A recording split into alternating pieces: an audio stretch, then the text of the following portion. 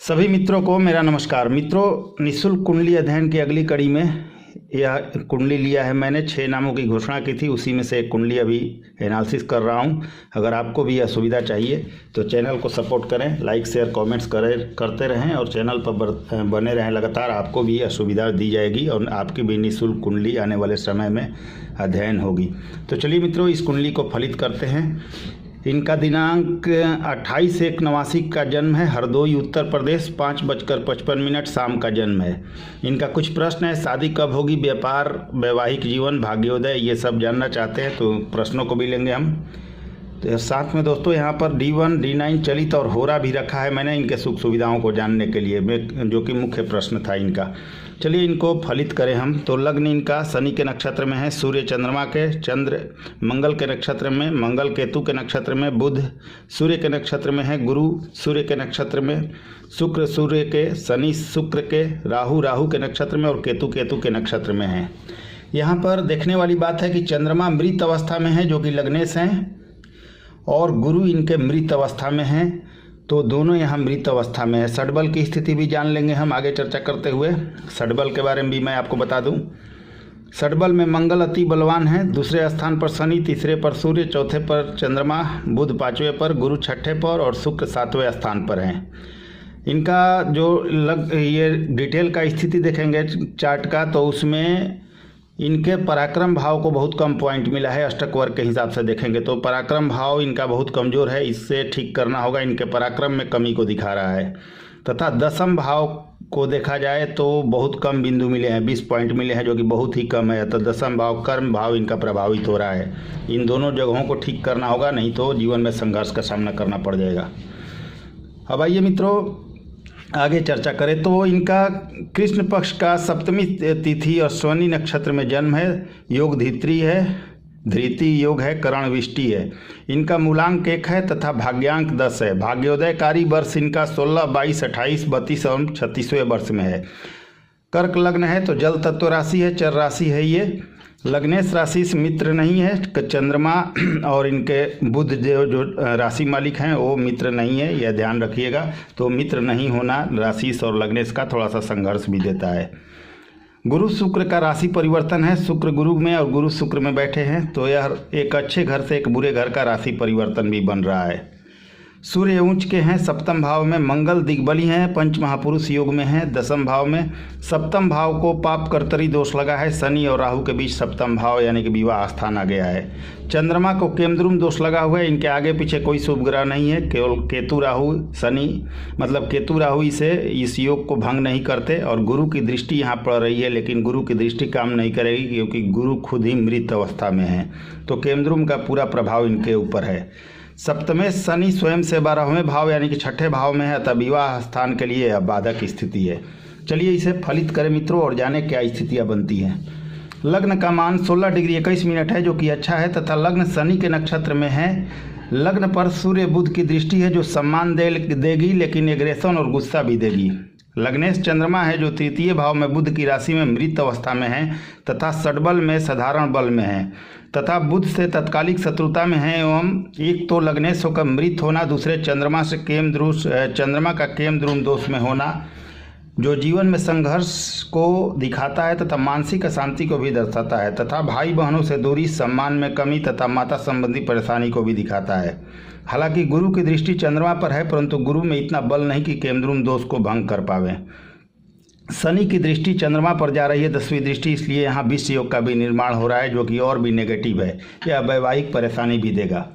सूर्य की बात करें जो द्वितीय हैं और शनि की राशि में शनि से तत्कालिक मैत्री में है, परंतु सूर्य सप्तम में बैठकर जीवन संगिनी गुस्से वाली होने का योग बनाए हुए हैं तथा जातक में भी गुस्सा होगा, परंतु यह अपने गुस्से को दबाना जानते होंगे।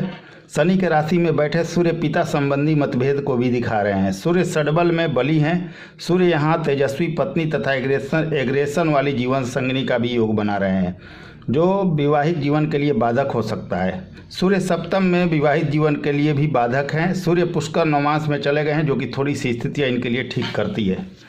बुध की बात करें तो बुध जो तृतीय एवं द्वादश हैं तथा शनि के राशि में शनि से मैत्री में होकर षडबल में साधारण बल में हैं और बुध यहाँ सप्तम भाव में है शनि की राशि में। शनि से तत्कालिक मैत्री में भी हैं, लेकिन ये बलहीन, मतलब कि उतने अच्छे बल में नहीं है, षड बल में, बहुत ही साधारण बल में है, तथा ये सप्तम में शनि की राशि में ठीक ठाक है, तथा सूर्य के साथ में अच्छी तेजस्विनी जीवन संगिनी तथा बुद्धिमान साथी का योग बनाए हुए हैं। जातक का भी दिमाग तीव्र होगा। यहाँ बुधादित्य योग है, अतः जीवन संगिनी अच्छे घर से होगी। हालांकि बुध अकारक हैं, परंतु बुधादित्य योग का कुछ लाभ जरूर होगा।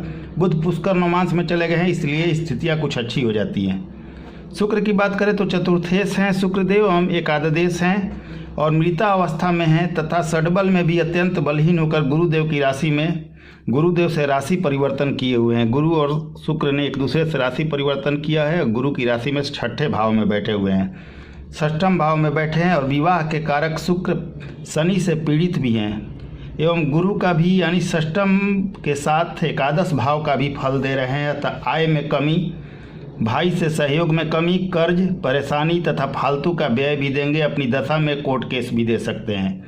विवाह के कारक शुक्र केतु से भी पीड़ित हैं, क्योंकि केतु की दृष्टि शुक्र पर आ रही है।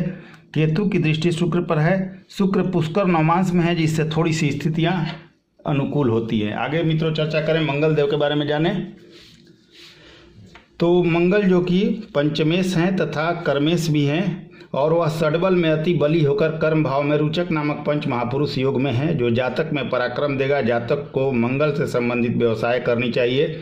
मंगल जातक के जीवन काल में भूमि भवन वाहन का भी सुख देंगे, इनकी दृष्टि यहाँ जा रही है, तथा पुत्र प्राप्ति की भी योग बनेंगे। केतु की दृष्टि मंगल पर है, अतः गुस्से से बचना चाहिए।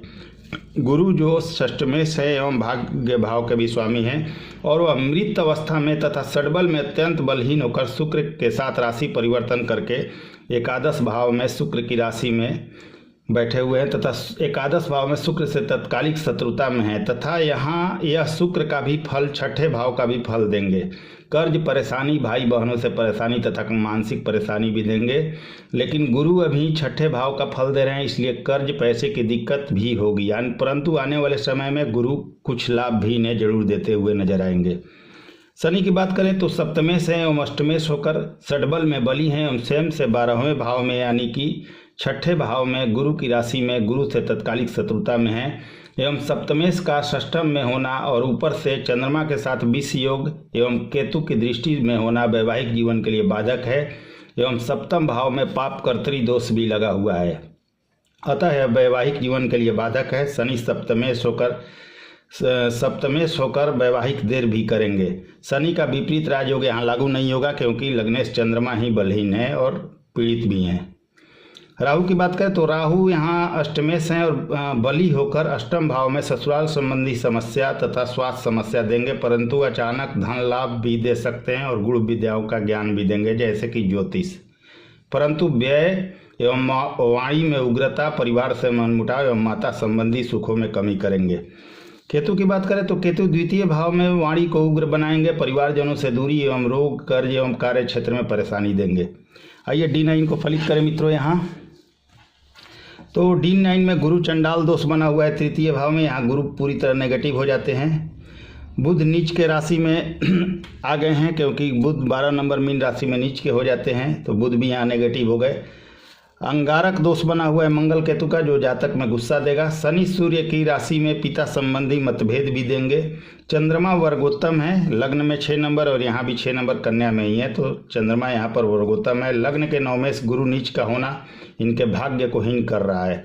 सप्तमेश शुक्र धन भाव में ठीक ठाक हैं, तो यहाँ कोई ज़्यादा प्रॉब्लम नहीं नजर आ रही है, लेकिन चलित और लग्न कुंडली इनको बहुत ज़्यादा परेशानी में डाल रही है, इसका ध्यान रखना होगा। सप्तम में सूर्य क्रूर जीवन साथी के योग बना रहे हैं मित्रों। सूर्य देव यहाँ पर सप्तम में बैठकर क्रूरता का योग दे रहे हैं इनमें और इनके जीवन संगनी में भी, यह ध्यान रखना होगा। चलित की बात करें तो चलित में चंद्रमा चतुर्थ भाव का भी फल देंगे अपनी महादशा में।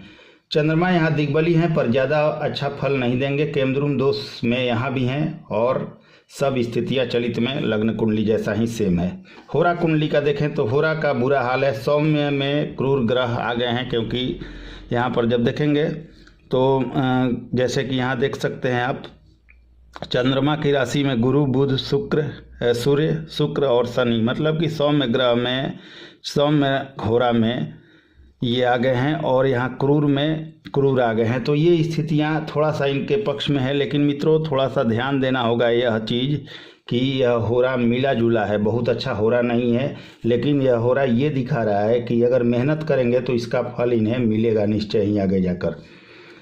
तो होरा की स्थिति मिला जुला है। यह होरा बताता है कि जातक अपने जीवन में परिश्रम से धन अर्जित करेगा, धनी होगा। यह होरा बहुत ज़्यादा संघर्ष को भी दिखा रहा है। जातक धर्म को मानने वाला तथा पितृलोक से अवतरित हुआ है तथा कोई विशेष कार्य करने के लिए इस पृथ्वी पर आया है, परंतु जीवन में संघर्ष के बाद सफलता इन्हें मिलेगी। यहाँ पर क्रूर ग्रहों में जैसे कि सूर्य देव के होरा में यहाँ पर राहु, केतु, मंगल क्रूर ग्रह या पापी ग्रह हैं। ये स्थिति इनके लिए ठीक है, लेकिन चंद्रमा आ गए हैं यहाँ पर, ये थोड़ा नेगेटिव बनता है। और यहाँ पर अब देखें आप, तो यहाँ पर सूर्य हैं चंद्रमा के राशि में, तो इन दोनों ने अपना राशि परिवर्तन एक दूसरे से किया हुआ है, तो ये स्थिति थोड़ा सा विपरीत बनाती है। लेकिन अगर मेहनत करेंगे तो ये हो रहा है, यह भी बता रहा है कि धन लाभ इन्हें जीवन में जरूर होगा। चलिए मित्रों, अब इनके प्रश्नों को लिया जाए तो इनका प्रश्न है जो उसके बारे में जानते हैं। 30/6/2019 के बाद इनके शादी का योग बन रहा है, परंतु आपकी शादी 22/2/2021 के बाद होने के प्रबल योग हैं। अगर आप प्रयास करें तो 2019 में शादी के योग हैं, लेकिन छोटा सा योग है, लेकिन परफेक्ट रूप से आपका योग 22/2/2021 के बाद और अप्रैल तक में हो जाने का 100% योग है, और उस टाइम में आपकी शादी हो जाएगी। व्यवसाय की बात करें तो 5/2/2023 से आपके पास धन हो जाएगा और आप अच्छे व्यवसाय के लायक हो जाएंगे। 2025 आपके लिए और आपके व्यवसाय और कैरियर के लिए स्वर्णिम साल बनेगा। आपका वैवाहिक जीवन सही नहीं है, दूसरी शादी का योग है। आपकी शादी में उपाय करके कुंडली को ठीक करने की कोशिश करेंगे।